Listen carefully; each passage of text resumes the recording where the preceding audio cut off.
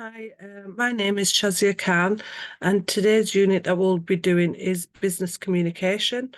And the learning outcome we did yesterday was in regards to learning outcome 1. Today we'll be looking at learning outcome 2, which is can communicate complex business information effectively in both oral and written forms.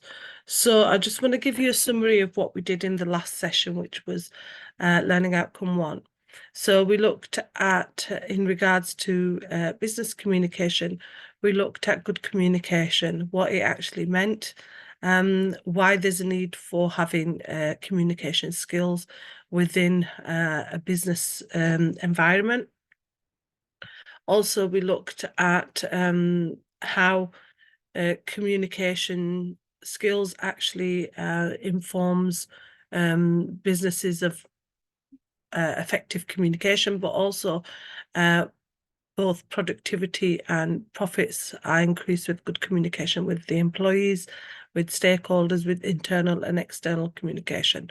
We then went on to look at the importance of internal communication within a business and how it facilitates communication between employees and the organization and each other. And this could be things like, having any sort of information exchange, emails, dialogues, any sort of newsletters, anything to keep the employees connected to the organization. Also, we looked at how this would be impacted on any sort of business strategy. We looked at the importance of internal communication. And the main thing is to keep people within the organization informed, engaged, and also keep them, if there's any sort of information about their roles and responsibility, keep them informed.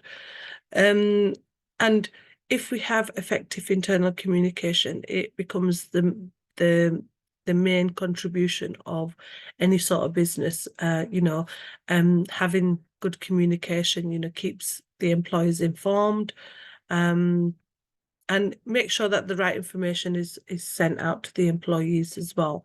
It helps build and sustain any sort of culture within the business, and embody any sort of communication from the top downwards.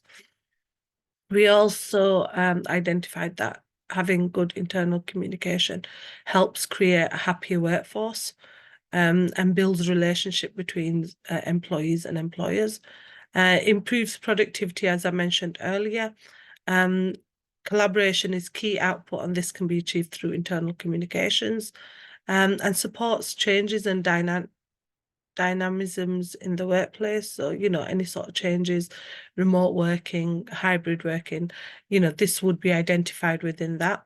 We also looked at how to improve internal communication within an organization, and then we went on to look at external communication and what this refers to. So we looked at the fact that external communication refers to exchanging information between a company and external entities, which could be customers, suppliers, investors, the media, and the general public. So it involves like conveying messages and information about the company, its products and services, and its value to the outside world. And the focus of external communication is really to build a relationship between the organization, its customers, its suppliers, its different companies that it uses outside.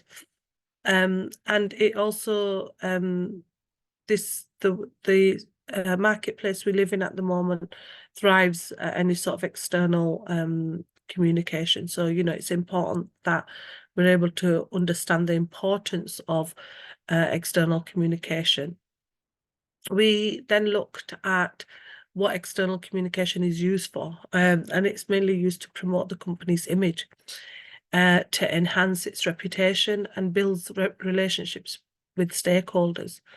It's also there to educate the public about the company's products or services, any sort of new developments, procedures, any policies are put in place.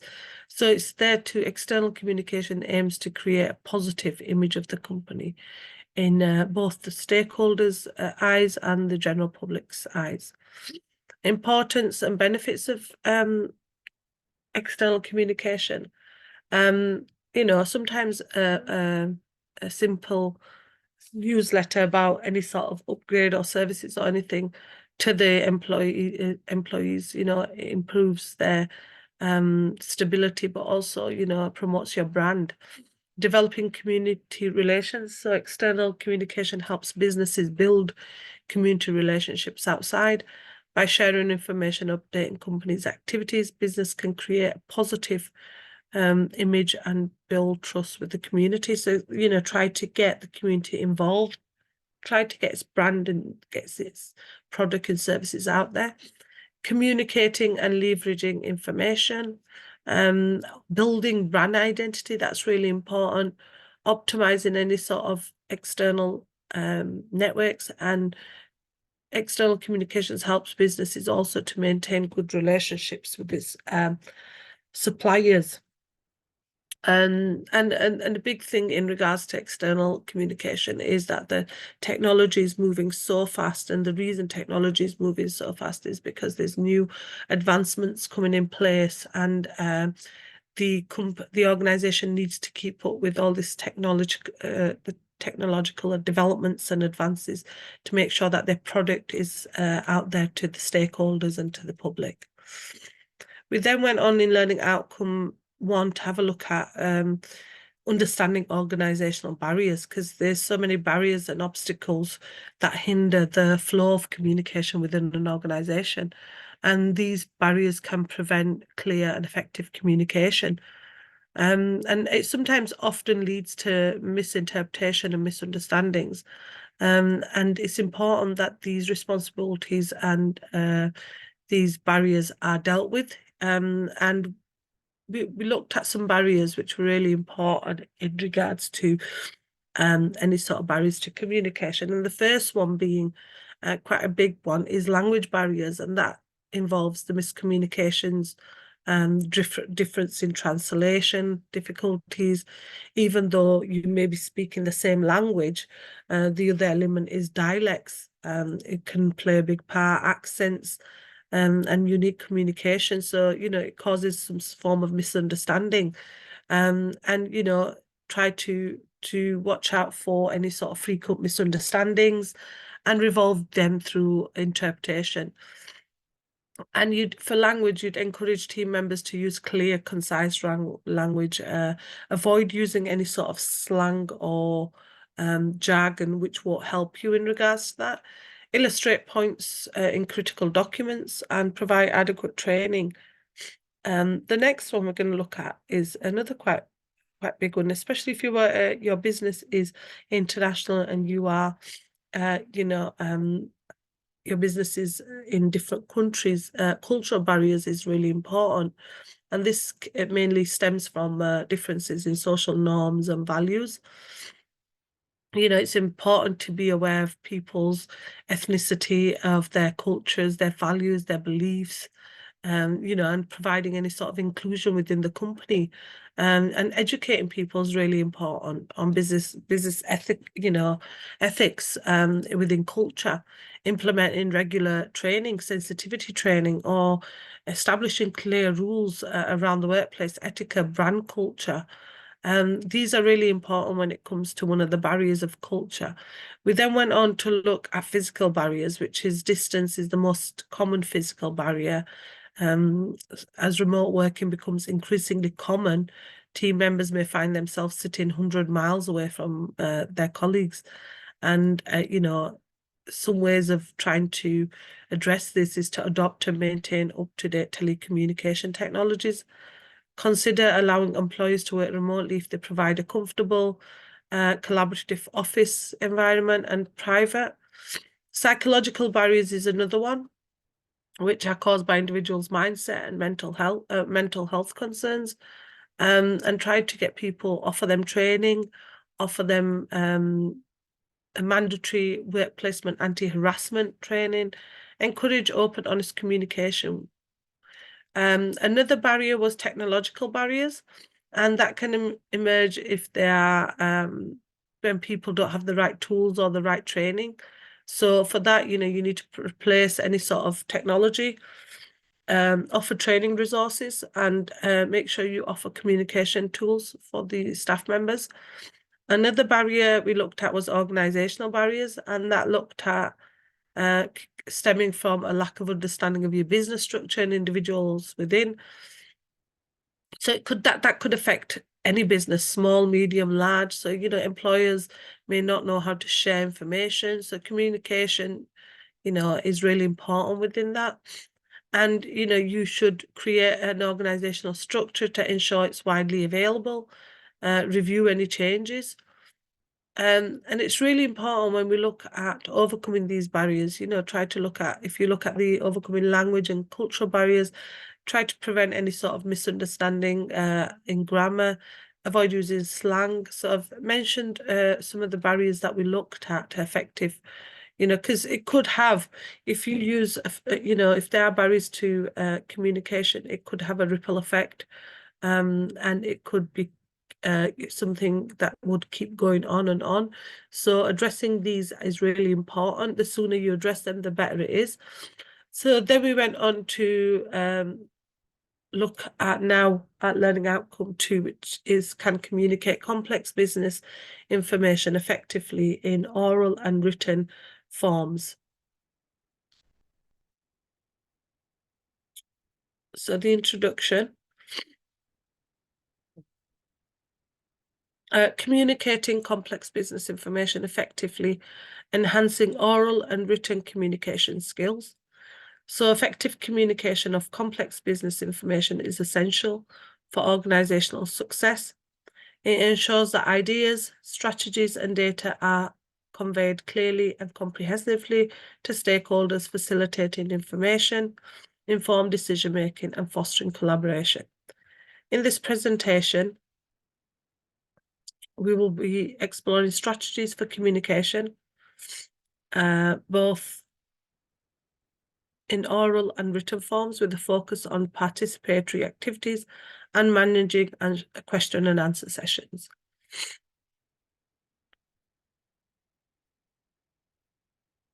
It is really important that, there are several roles within a business, that there is clear communication within them.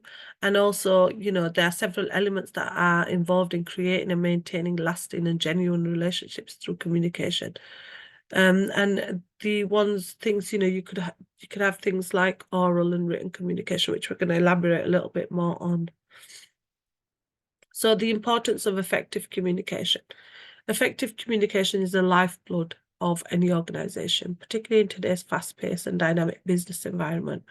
As we mentioned in Learning Outcome 1, it serves as the foundation for building relationships, aligning teams, and achieving strategic objectives.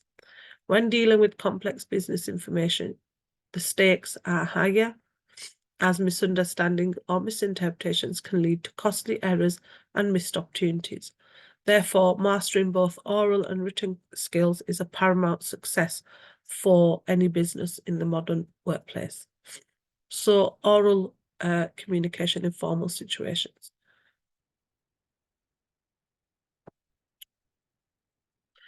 So, oral communication is the verbal transmission of information and ideas used regularly in many different fields. For example, a student may deliver an oral presentation to their peers while making use of visual aids to build upon their speaking and presentation skills.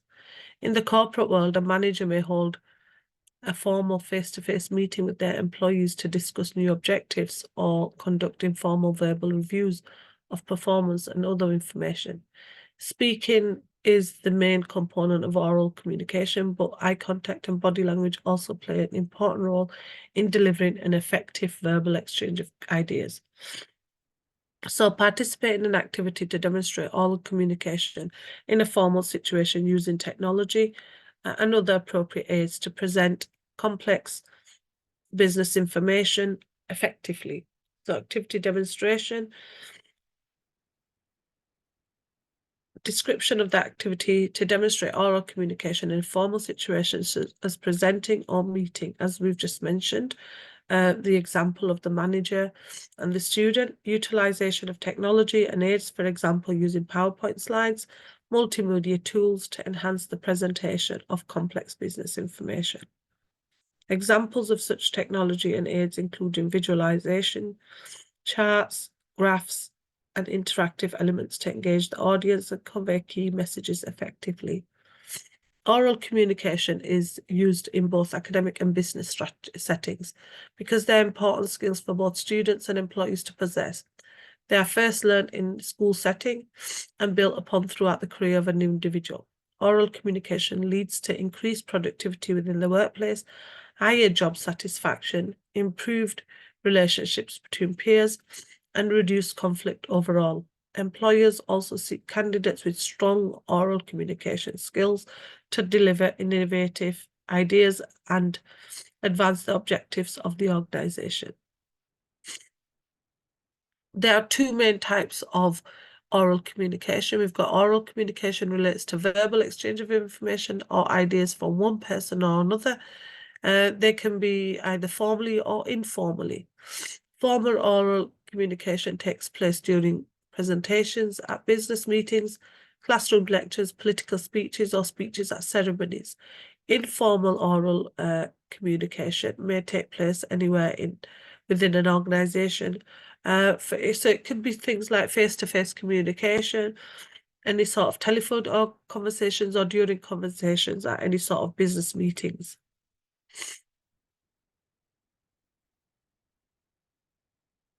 Oral communication is advantageous in many business settings for few reasons. Primarily, they establish a more personal and relational communication between the sender and the receiver, and they're typically less formal than written communication, meaning that they are more approachable by an audience. Oral communication is also flexible, being able to adapt or change quickly and respond to problems more quickly than written communication.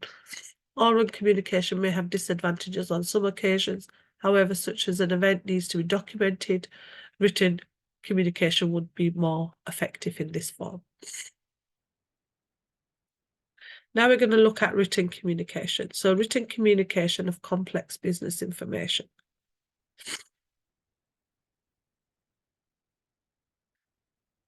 Effectively communication complex business information in written form requires attention to detail, clarity, and conciseness.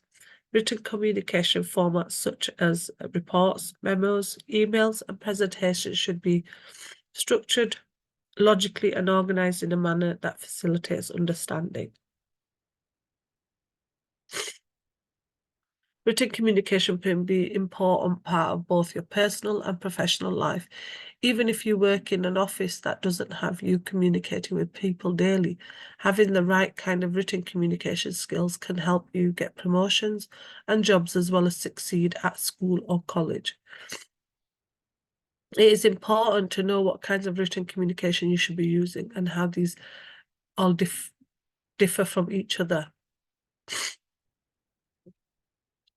As we mentioned, written communication can be in the form of reports, memos, emails. Written communication is tend to be used more in business settings for various purposes. As we said, sending emails, writing memos, presenting, problem-solving decisions.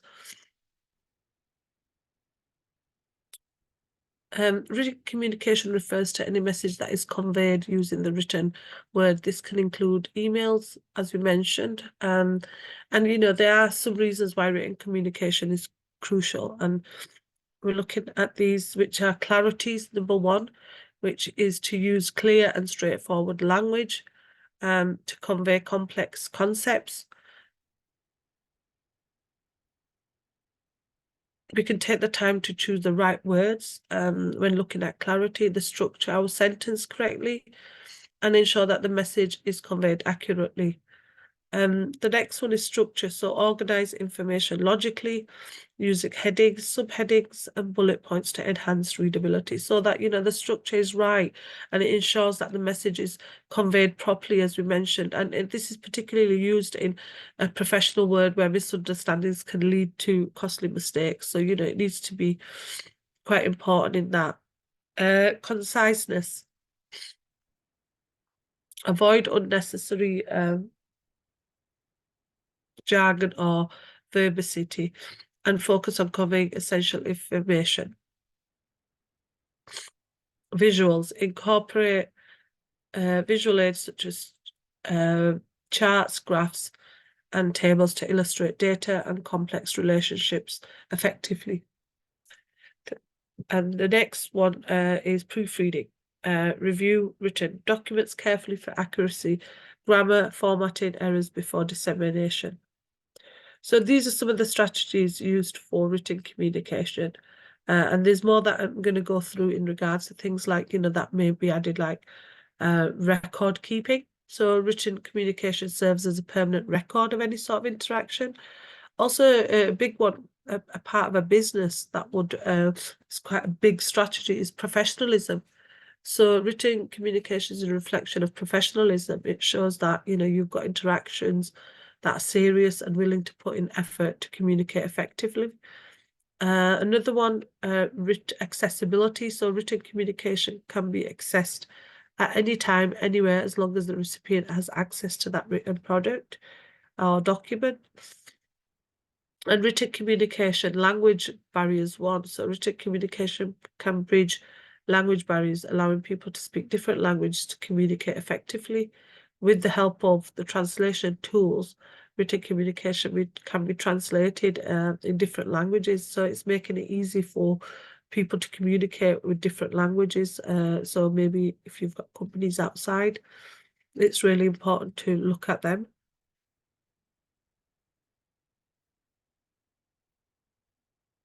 Also, the importance of written communication is that it takes place online. Written communication has become even more important. With the rise of email, social media, and messaging apps, written communication has literally become the primary means of communication for many people around the world. If you have effective written communication, again, it conveys your message clearly and concisely, avoids any misunderstanding and confusion, builds trust and credibility, fosters relationship, and saves time and resources.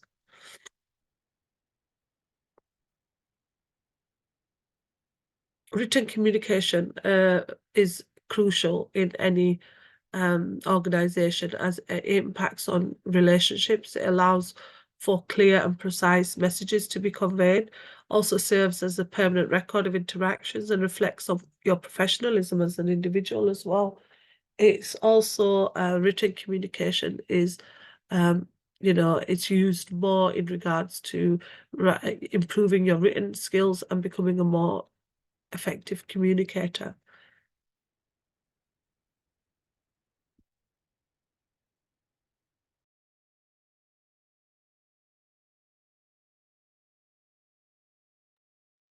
Now we're going to go on to managing question and answer sessions.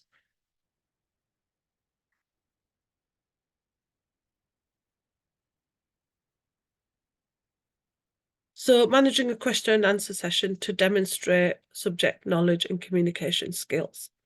So key strategies for managing question and answer sessions. So firstly, preparation is really important. So anticipate potential questions based on content and prepare responses in advance. Active listening, and this is really important in any setting in a business. Listen attentively to questions, ensuring full comprehension before responding.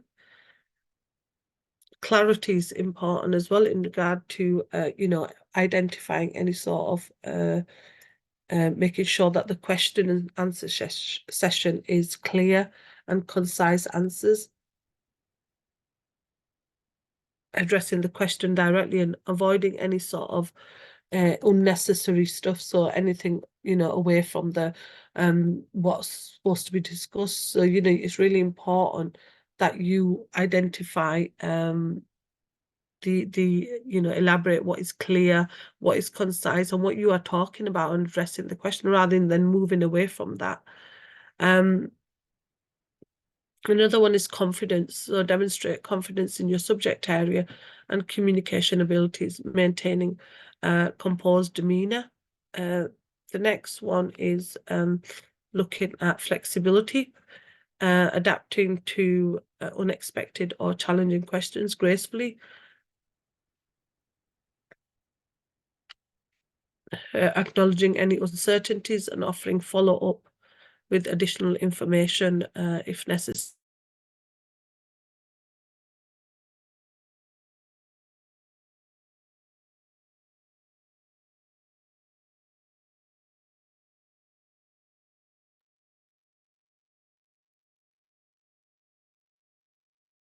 It's really important that when you're, managing a question and answer session, you make sure that you are prepared and you're prepared the topic, you are able to ask questions, but also answer questions around the topic to make you feel more confident in responding to the question, understanding the question and then answering as well.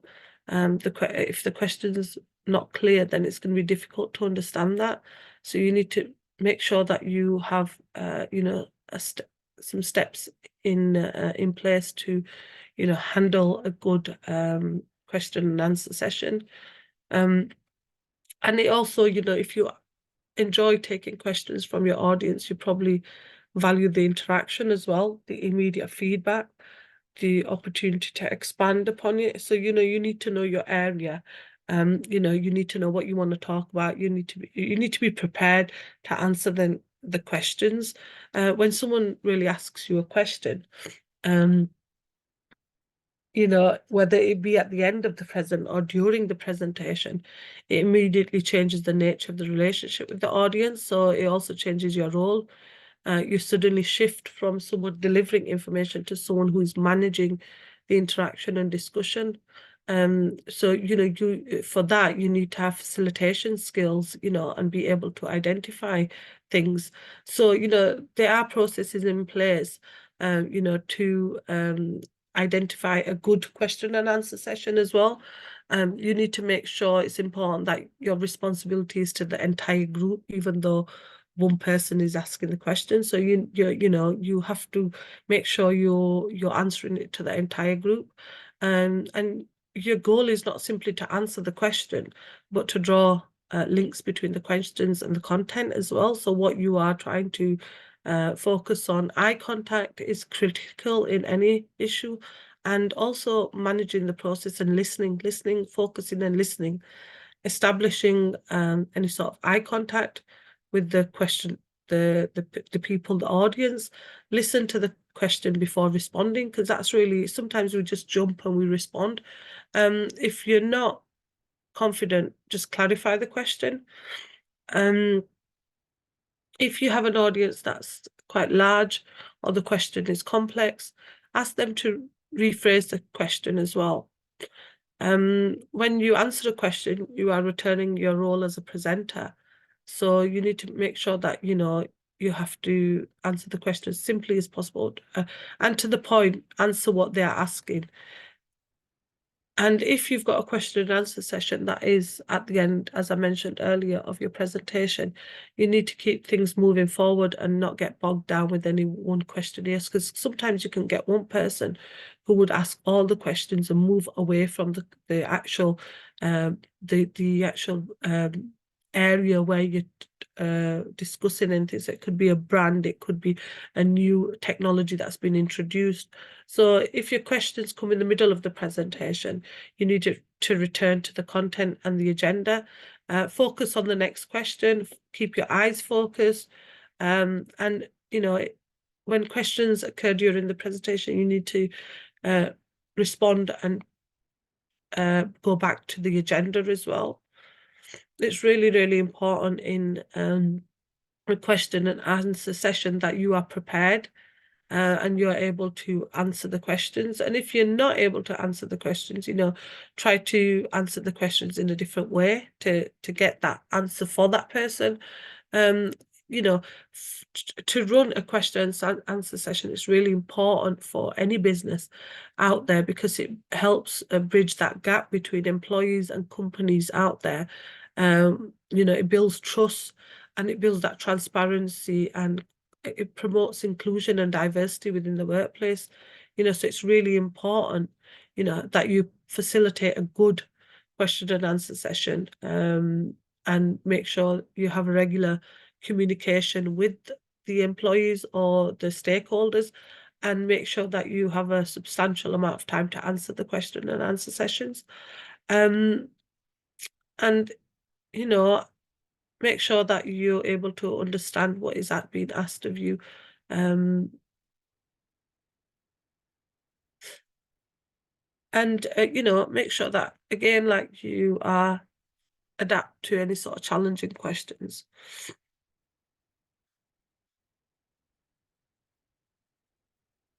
So in conclusion, effective communication of complex business information is essential for organizational success. By mastering both oral and written communications skills and actively engaging in activities to demonstrate subject knowledge, individuals can enhance their communication effectiveness and contribute to organizational success. In today's competitive business landscape, effective communication is not just a skill, it's a strategic advantage that can differentiate individuals and organizations from their peers. So in today's session, we looked at the importance of, you know, oral and written communication, and why there's a need for that within any business organization or within any organization. We also looked at the importance of question and answer sessions and how they should be conducted to make sure that, you know, there's a good form of communication between the audience and the speaker. Now we finished learning outcome 2. These are some of the references that we've used for learning outcome 2, which is VCL, Business Communication Today by Pearson, CARD and PW Business Communication Developing Leaders for Networked World, Guffey Business Communication Process and Product, O'Hare Excellence in Business Communication, and Reading Communicating in Globalizing World, an Introduction to Communication Studies, and Rent's Contemporary Business Communication. Now, we finished learning outcome 2. The next learning outcome is learning outcome 3. There are some additional sources on Moodle that you can refer to for this business communications unit. There's some ebooks on Moodle that you can refer to as well to help you in reading around this area on business communication.